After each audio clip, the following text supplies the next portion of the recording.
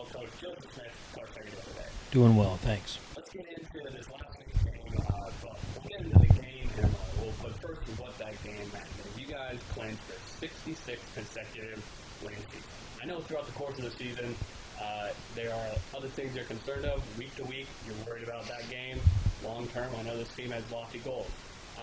But what does it mean, especially for you, with now nearly 30 years invested in Linfield football, to be a part of something like that has been something that generations of Linfield football players have put their time and effort into maintaining? What has that meant to you?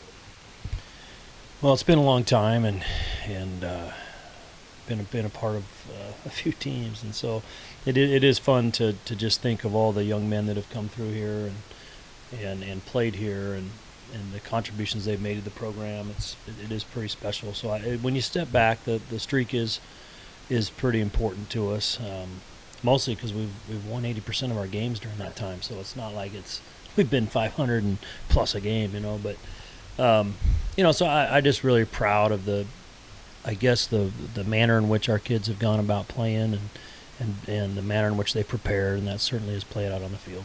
Well, and so much of that is the Linfield way. What started 66 years ago with Coach Durham. It's pretty incredible that coaching philosophy, culture, so much of it has stayed the same over the last over half a century.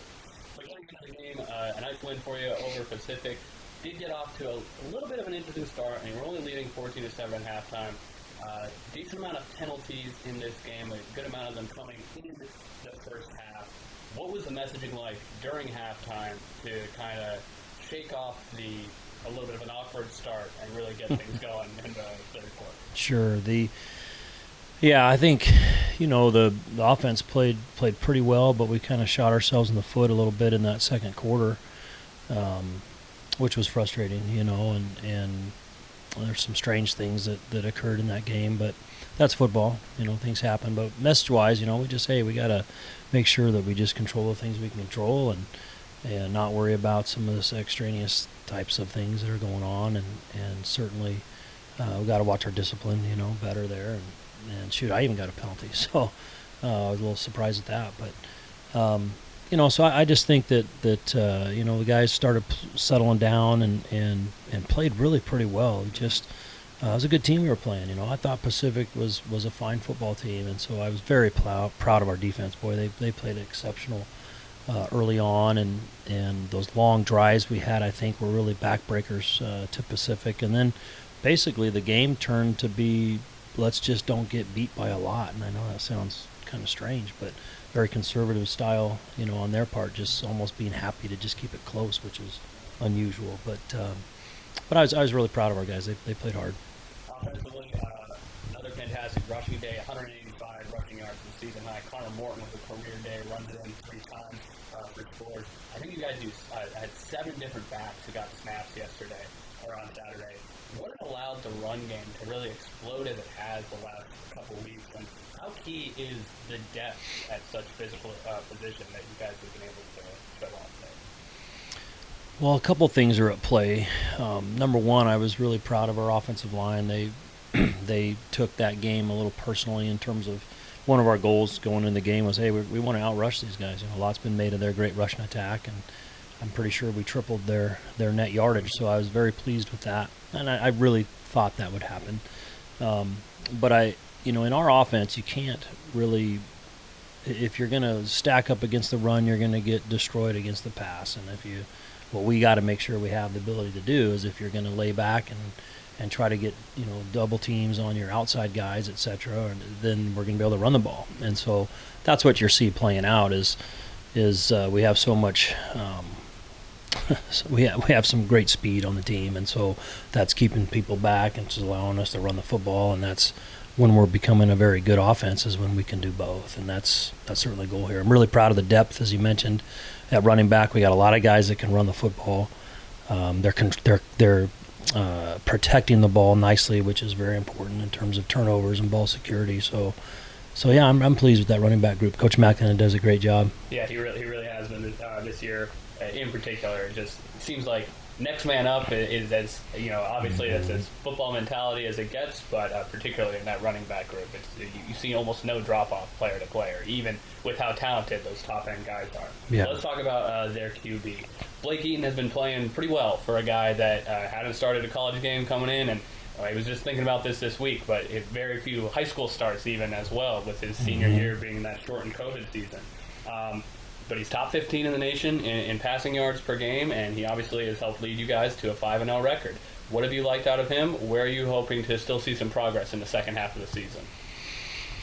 Well, I think Blake's, he's running a very complicated system, which is difficult to do, and there's a lot of very high expectations here. So it's a very difficult position to play here. It just is, and we've had so many great players in the past, so there's a lot of comparisons. It's tough, it's stressful, and I don't think very few people can really appreciate the stress and the pressure that it takes to play quarterback at Linfield, and I'm really proud of him for that. He's handled that, and that's probably the biggest thing I was concerned for him, just being new. But Blake's doing a good job. He's doing what we asked him to do. Can he get better? Yes. Will he? Yeah, he will, as he goes through his reads and just gets more comfortable with the speed of the game and etc. And I think if he just controls, just stays within himself, he's going to be more than fine. We just get the ball to our playmakers and let them do their thing, and he's going to be just fine. Yeah, you called it that race car at the beginning of the season, and he's doing a good job driving it around the track lately. He is. So yeah, you mentioned how good the defense was stopping the run game. You guys held Pacific to just 54 rushing yards, their fewest this year, and it wasn't close. How did the defense limit that ground attack and force them to try and throw the football, even missing one of your key guys, Travis Swanson, in that game up front? Absolutely. The run game always is going to boil down to those one-on-one matchups, unless you're running, like I said, more of a numerical type offense, like a slot rushing veer attack. But and when you're winning those one-on-one matchups, it's just difficult to run the ball if the defense is. And so I thought our defensive line played very, very well. They got off blocks. Grayson Kozier had a great game, and Nick Severson did as well. And Leidig was playing some defensive end. I thought he played well, and got him into long yardage situations. And when they were behind the chains, then that's really not what their offense is made to do, in my opinion. And so I thought, Coach Vaughn, they had a good game plan in terms of trying to take away their strengths, and for the most part did that. The yardage that we did give up were some things that we can do. We can defend things a little bit better, and we just didn't make a few plays here or there. But that was a good day for our defense. This weekend, you're hosting a PLU team that has been playing as well as that program has in quite a few years. Their strength is on defense, but they certainly seem to have figured out consistency on offense. But against a team that's playing as well as they are and has the confidence that I'm sure that they have right now, how important will it be to limit those mistakes and those penalties that we saw early on against Pacific? Because it seems like this will be maybe the conference game with the smallest margin for error this season. Well, we've said that pretty much every game, right? The last three, and it's kind of how it was last year too. So, and that's great. I think every game we have to treat it as such, and we do. And so, the expectations are high here. So when you don't score 50 points, we made some mistakes. What's going on? But I think. We're not going to play perfect. We're going to have some mistakes. We're not where we're going to be yet. We will be, but we're still getting better. And so I'm not worried about how we start. I'm not even worried about the middle of the game. I'm a little bit more concerned the last two drives of the game, what the score says. And so all those drives add up. It doesn't matter how you start. It doesn't matter where they are. Each drive is its own entity, and whoever has the most good drives in the game put together wins. So we'll take them in the first quarter, the second, third, or the fourth. And against these guys, they fly around. I love how PLU plays. I really enjoyed playing them last year. I got a lot of respect for them. They play hard. They're very competitive, and they're fun. I mean, they do a lot of things on defense to give a lot of teams problems, and they've been riding a little loot magic, so to speak, and had some breaks go their way, quite frankly, in the last couple of games. Sure. I saw, and that's great, so we're excited to play them. It's gonna be fun. Yeah, that will be a fun one. We hope you come down and cheer on the Cats in person down here at the Cat Dome, but if not, we'll of course have live coverage for you on the LSN and Portland's CW. That game will be kicking off at 1:30. We'll have live coverage starting at 1 o'clock. And Coach, like you said, sure to be a great game. Thanks.